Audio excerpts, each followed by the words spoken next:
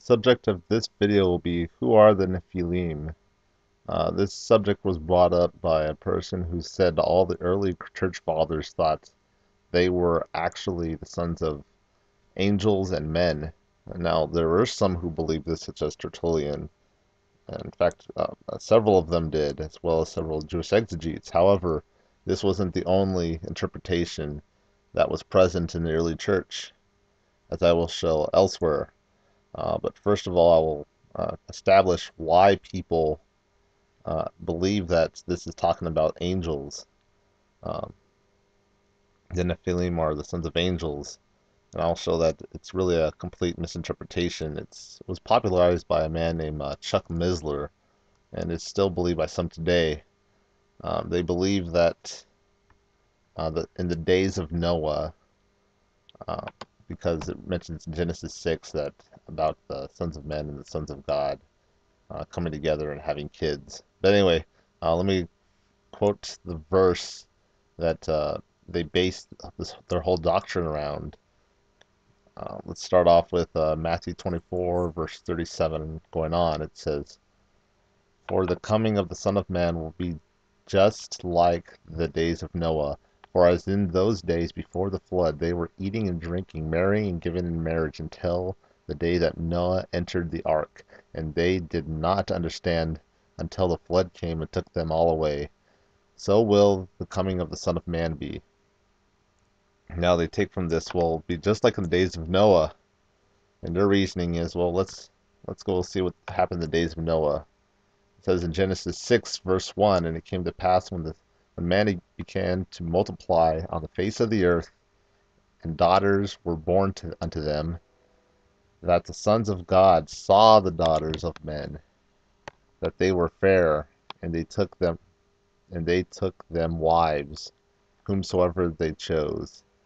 And the Lord said, My spirit shall not abide in man forever, for he also is flesh, therefore his days be 120 years. The Nephilim were in the earth in those days, and also after that, when the sons of God came in unto the daughters of men, they bore children to them, and they the same were the mighty men that were of old, the men of renown." Okay, this is where they get this whole doctrine from. And their error is that the whole issue centers around, what does this mean? The sons of God came in unto the daughters of men.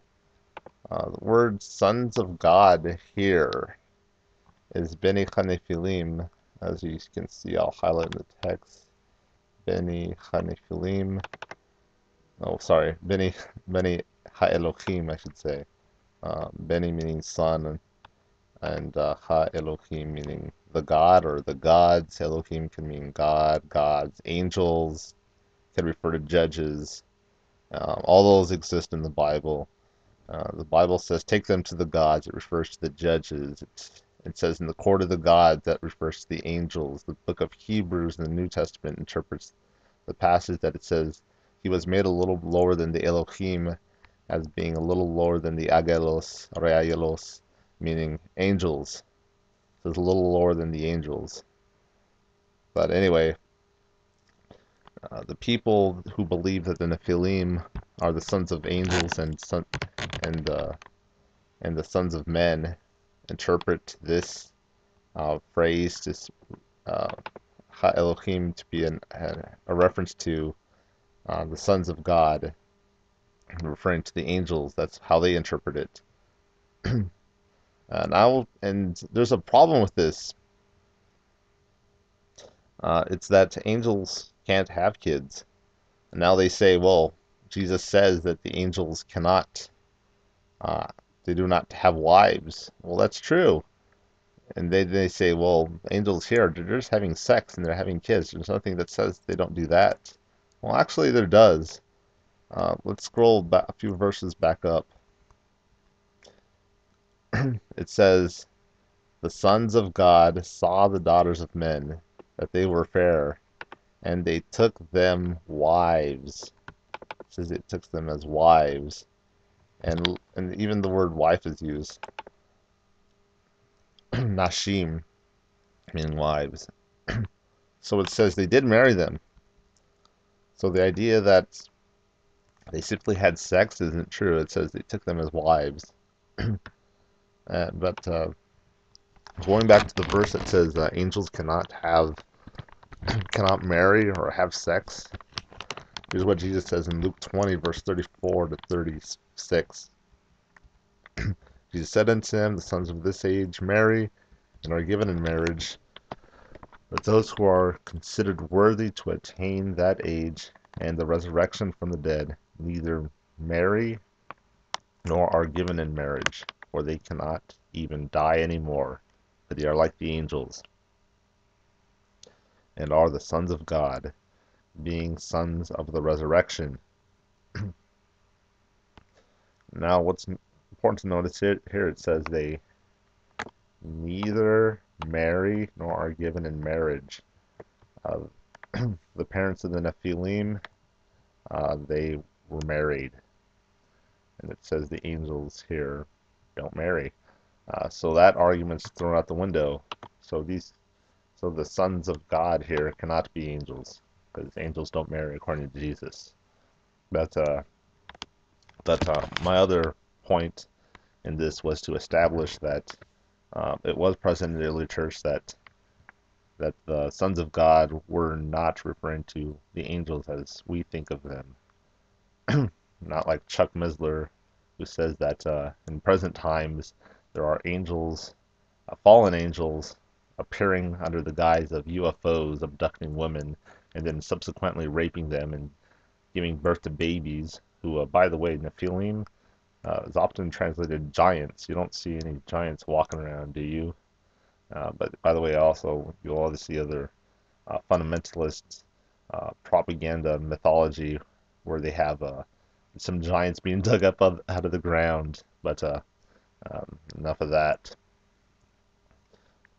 There are no giants. There are no ET babies that look like some freaking giants. But anyway, here's some early Christian commentary because this is how the whole issue started.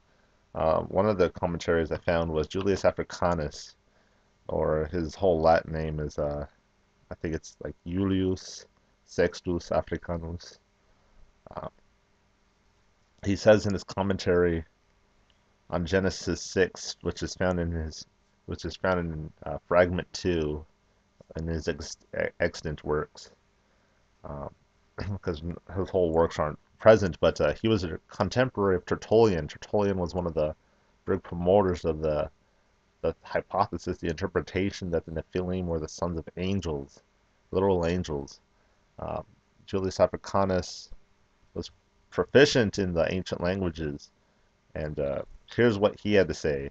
And by the way, this is he wrote this in the early 3rd century, about the same time Tertullian did his own works. But anyway, he says this: when men multiplied on the earth, the angels of heaven came together with the daughters of men. In some copies I have found the sons of God.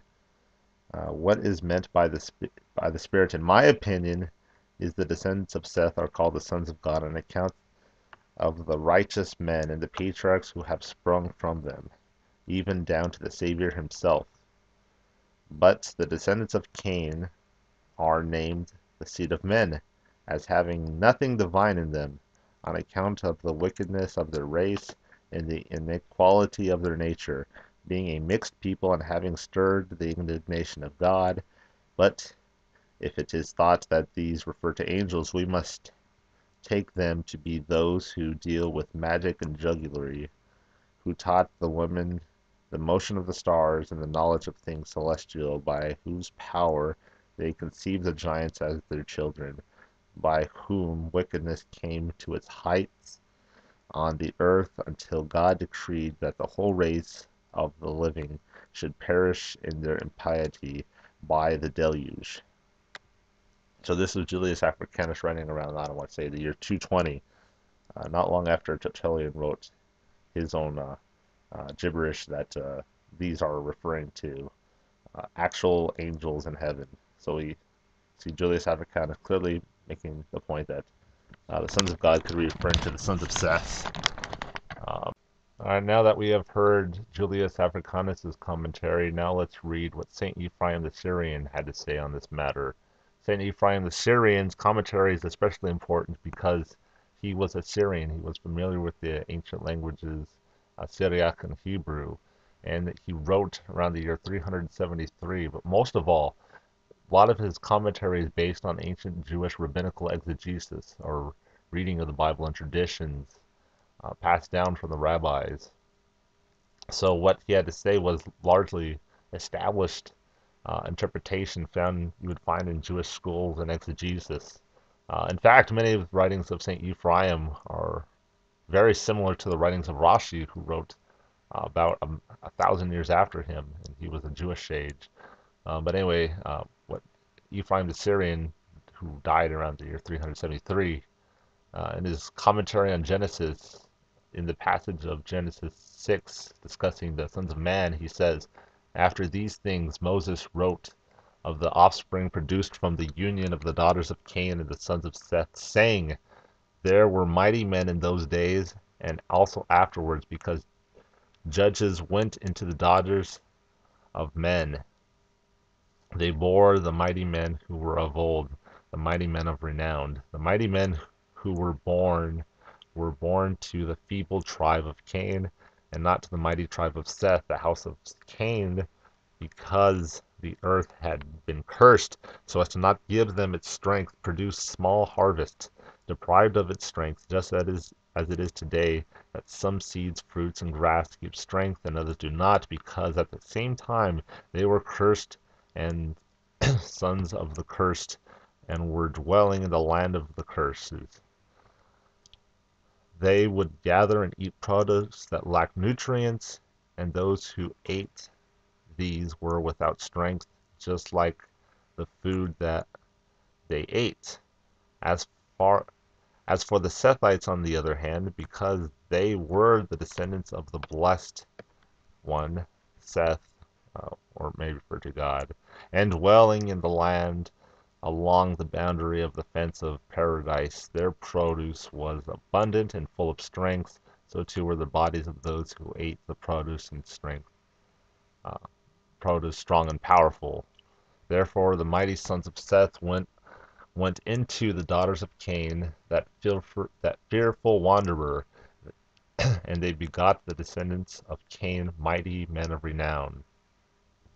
Moses adds of old, because those thus born to the sons of Cain were like Seth and Enosh, the first mighty men of renown.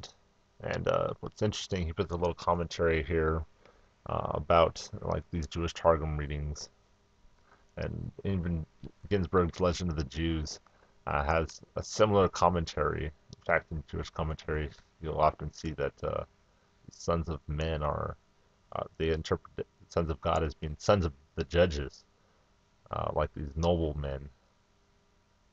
Then anyway, Ephraim continues on in saying, after Moses spoke about the mighty men who were born into the tribe of Cain, whose women, even though beautiful, were nevertheless smaller than the sons of Seth, he then said, the Lord saw the wickedness of man was great on the earth, and etc., etc. So we can see that St. Ephraim the Syrian, who was a doctor of the Catholic Church, who knew Syriac, his interpretation of Genesis was that the sons of God were the sons of Seth. They were not the sons of angels. The Nephilim were not some ET hybrid race. They were simply men from very different backgrounds, but men nonetheless. But anyway, I showed you a commentary from Julius Africanus, and going way back to the early 3rd century, and another commentary in the mid 4th century by St. Ephraim the Syrian. I hope this helps someone. But anyway, thank you for watching my video, and God bless.